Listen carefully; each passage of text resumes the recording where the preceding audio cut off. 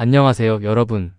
오늘 우리는 최신 싱글보드 컴퓨터인 라즈베리 파이 5와 아주 대중적인 거리 측정 도구인 HC-SR4 초음파 센서를 안전하게 연결하는 방법에 대해 깊이 있게 알아볼 것입니다. 단순히 선을 연결하는 것을 넘어 왜 우리가 특정 회로를 추가해야 하는지, 그리고 하드웨어를 영구적으로 보호하려면 어떤 지식이 필요한지 전문가의 시각에서 하나씩 짚어보려 합니다.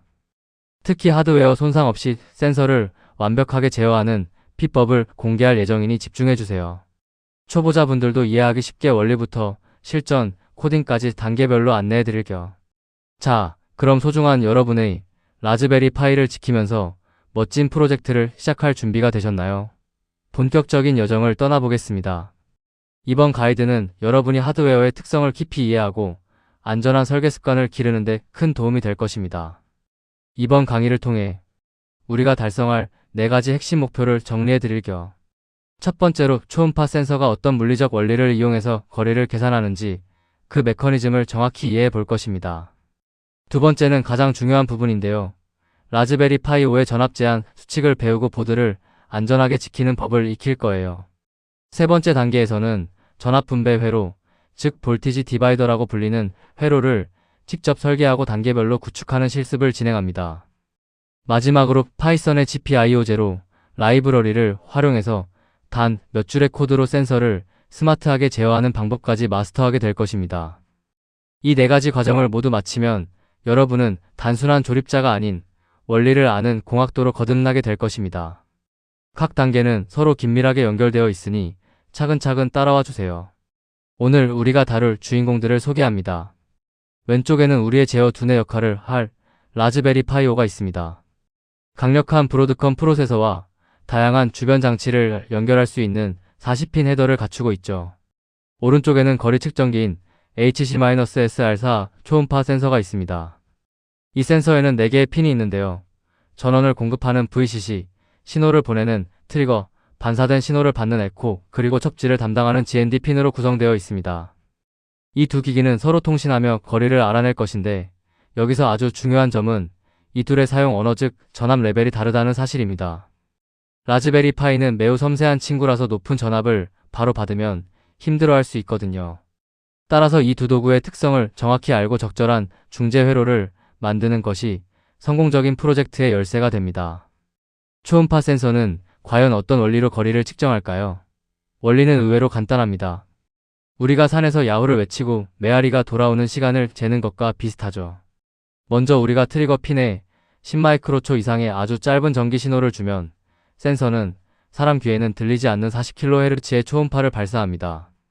이 음파는 공기 중을 나아가다가 물체에 부딪히면 다시 튕겨 돌아오게 됩니다. 센서의 에코핀은 이 돌아온 음파를 감지할 때까지의 시간을 아주 정밀하게 측정합니다. 즉, 소리가 나갔다가 들어오는데 걸린 왕복 시간을 측정하는 것이 이 센서의 핵심 임무라고 할 수 있습니다.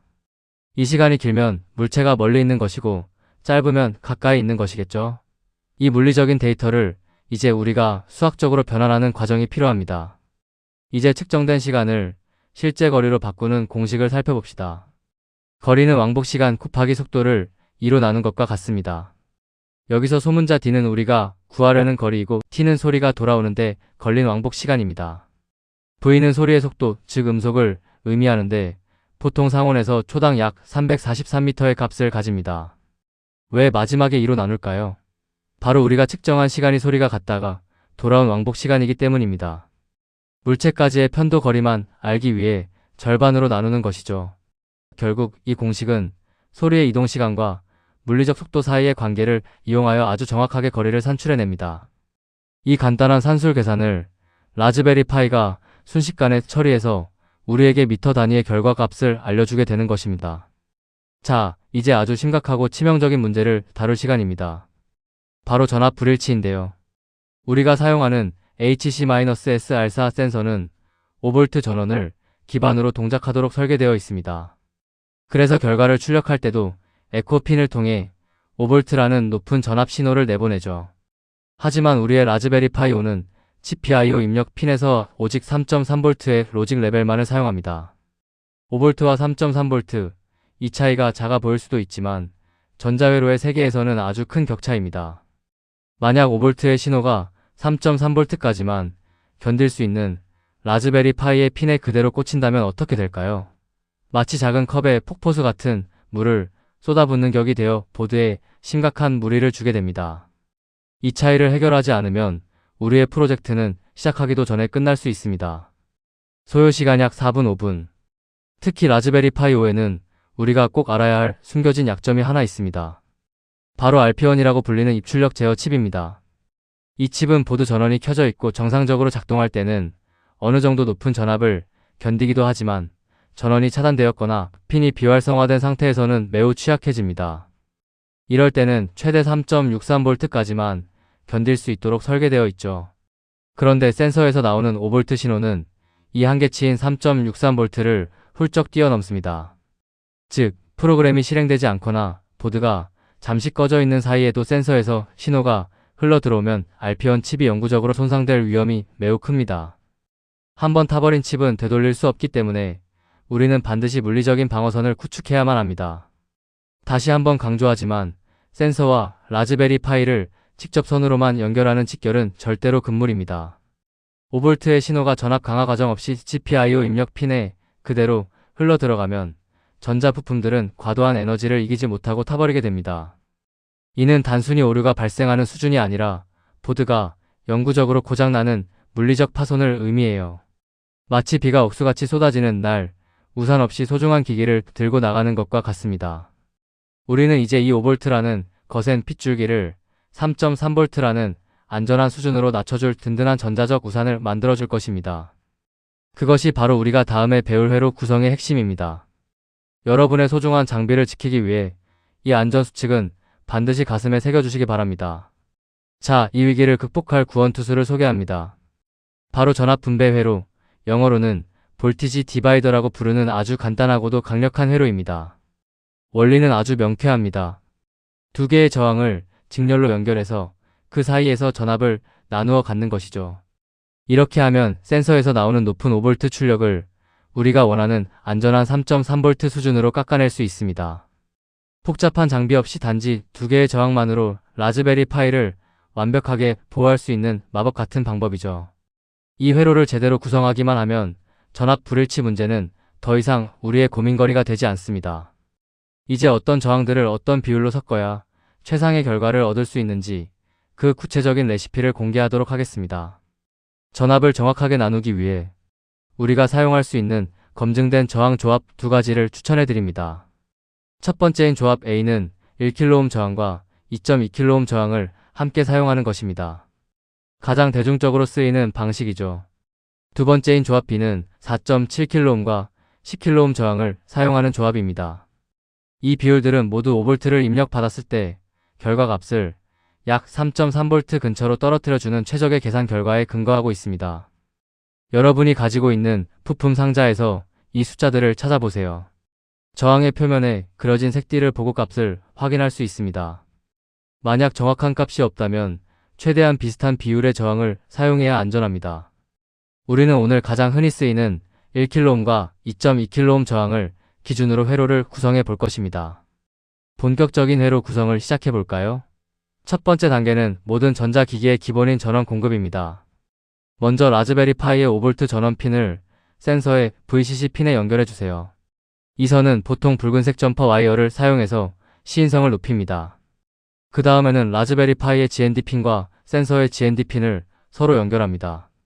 이 검은색 선은 회로의 기준점이 되는 첩지를 만들어주는 아주 중요한 역할을 합니다. 이렇게 전원을 먼저 연결해 주어야 센서가 비로소 작동할 준비를 마치게 됩니다.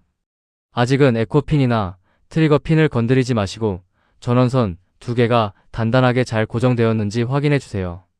전압이 섞이지 않도록 핀 번호를 다시 한번 꼼꼼히 체크하는 습관이 중요합니다. 두 번째 단계는 신호를 내보내는 트리거 핀을 연결하는 것입니다.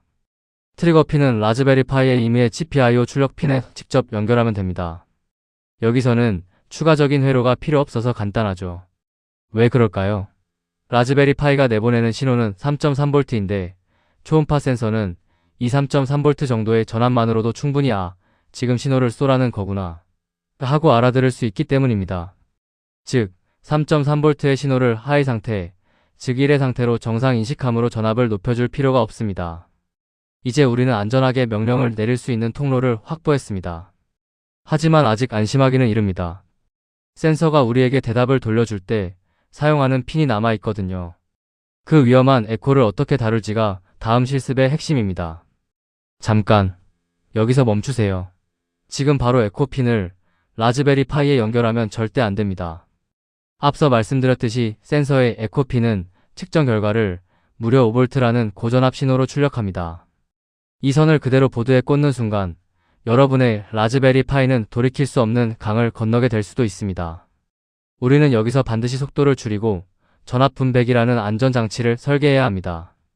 마치 고속도로에서 속도를 줄여주는 감속 구간을 만드는 것과 같죠. 이제 부품 상자에서 아까 준비한 저항들을 꺼내주세요. 1kΩ과 2.2kΩ 저항을 이용해서 5V라는 거친 신호를 부드러운 3.3V로 정화하는 작업을 시작할 것입니다. 이 과정만 잘 넘기면 하드웨어 구성의 8알은 끝난 셈입니다. 이제 전압 분배기를 하나씩 조립해 봅시다. 먼저 첫 번째 저항인 1kΩ 저항을 준비하세요. 5V 신호를 내뱉는 센서의 에코핀에서 선을 하나 뽑아서 이 1kΩ 저항의 한쪽 끝에 연결합니다. 이 저항은 쏟아지는 전압을 처음으로 맞이하여 전류를 제한하고 전압을 떨어뜨리기 시작하는 첫 번째 관문 역할을 합니다. 브레드보드를 사용하신다면 저항의 다리가 다른 곳과 합선되지 않도록 적절한 구멍에 꽂아주세요. 여기서 중요한 건 에코핀의 신호가 반드시 이 저항을 먼저 통과해야 한다는 점입니다. 아직 저항의 반대편 다리는 어디에도 연결하지 않은 채로 두세요. 이제 그 반대편에 두 번째 저항과 라즈베리 파이로 가는 길을 만들어줄 차례입니다. 이제 회로를 완성해 봅시다. 아까 비워두었던 1kΩ 저항의 반대쪽 끝부분에 두 가지를 동시에 연결해야 합니다. 첫째, 2.2kΩ 저항의 한쪽 끝을 여기에 연결하세요. 그리고 둘째, 바로 이 지점에서 선을 하나 더 뽑아서 라즈베리 파이의 GPIO 입력 핀에 연결합니다. 마지막으로 2.2kΩ 저항에 남은 한쪽 다리를 접지, 즉 GND에 연결하면 전압 분배 회로가 완성됩니다. 이렇게 하면 5V 신호가 들어왔을 때 두 저항의 비율에 따라 우리가 원하는 지점의 전압이 정확히 3.3V로 고정됩니다. 물리적으로 전압이 나뉘어 흐르면서 라즈베리 파이에는 오직 안전한 수준의 전기만 전달되는 것이죠. 연결이 조금 복잡할 수 있으니 그림을 보고 선이 꼬이지 않았는지 천천히 확인해 보세요. 고생하셨습니다. 이제 여러분 앞에는 완벽하고 안전한 회로가 놓여 있습니다. 전체적으로 다시 한번 점검해 볼까요? 전원은 5V와 GND가 잘 연결되어 있고 트리거 핀은 GPIO에 직접 꽂혀 있습니다.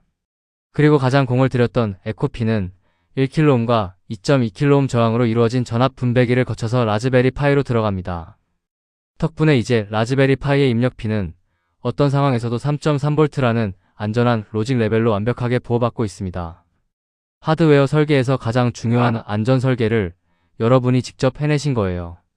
이제 든든한 방패를 마련했으니 이 하드웨어의 생명력을 불어넣을 차례입니다. 바로 소프트웨어를 통해 센서로부터 데이터를 읽어오는 즐거운 코딩의 세계로 넘어가 보겠습니다. 하드웨어라는 튼튼한 몸체를 완성했으니 이제 그 몸을 움직일 지혜로운 정신, 즉 소프트웨어를 심어줄 시간입니다. 우리는 파이썬이라는 아주 강력하고 배우기 쉬운 언어를 사용할 거예요. 우리가 만든 안전한 회로를 타고 들어오는 전기 신호들을 파이썬 코드가 어떻게 해석해서 앞에 물체가 20cm 앞에 있구나라고 판단하게 만드는지 그 과정을 살펴볼 것입니다. 코딩이라고 해서 너무 겁먹을 필요는 없습니다.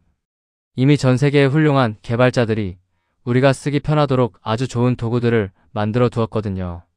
복잡한 계산식은 컴퓨터에게 맡기고 우리는 논리적인 흐름에만 집중하면 됩니다. 자, 여러분의 라즈베리 파이에서 터미널을 열고 코드를 작성할 준비를 하세요. 지금부터 진짜 마법이 시작됩니다. 파이썬으로 하드웨어를 제어할 때 예전에는 아주 복잡한 코드를 직접 짜야 했습니다. 소리가 나간 시간을 기록하고 돌아온 시간을 빼고 그걸 다시 음속과 곱하는 등 정밀한 타이밍 계산 로직을 모두 프로그래머가 책임져야 했죠. 하지만 GPIO0 라이브러리를 사용하면 이 모든 번거로움이 사라집니다. 이 라이브러리는 내부적으로 우리가 아까 배운 음속과 왕복시간 계산 공식을 이미 알고 있습니다. 우리가 복잡한 수학과 씨름하며 시간을 낭비하지 않도록 미리 잘 만들어진 기능을 제공하는 것이죠. 우리는 그저 센서야, 거리가 얼마니? 라고 묻기만 하면 됩니다. 이렇게 강력한 추상화 도구를 사용하면 코드의 가독성이 좋아질 뿐만 아니라 실수로 인한 버그도 획기적으로 줄일 수 있습니다.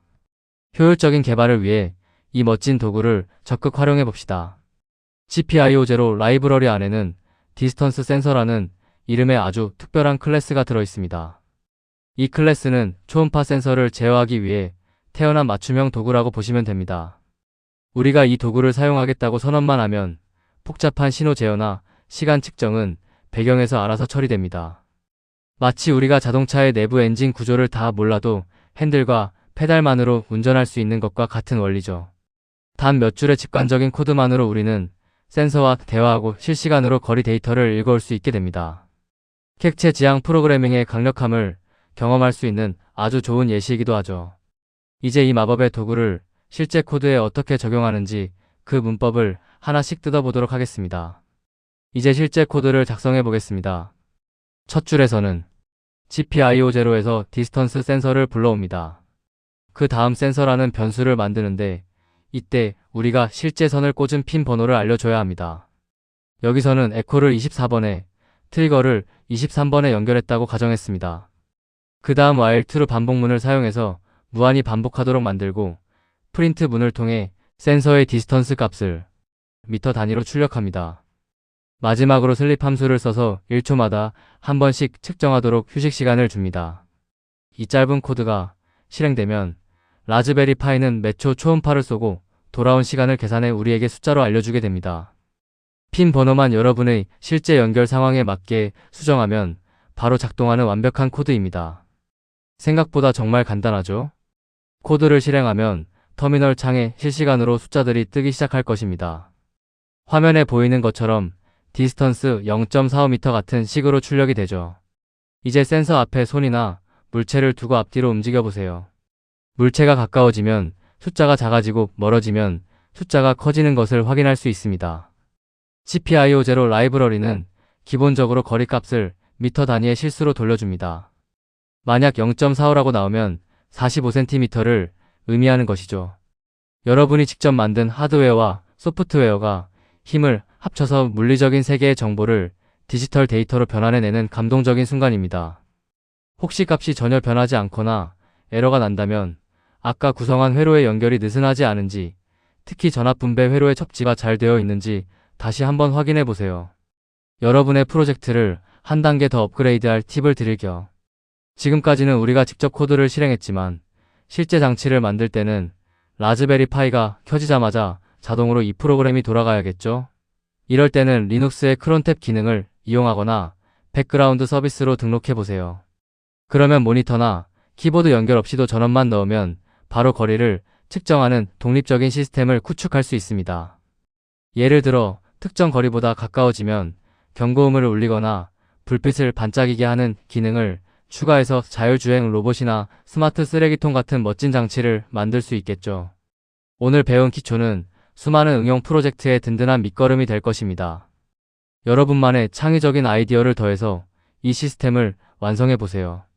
하드웨어가 안전하니 이제 마음껏 도전하셔도 좋습니다.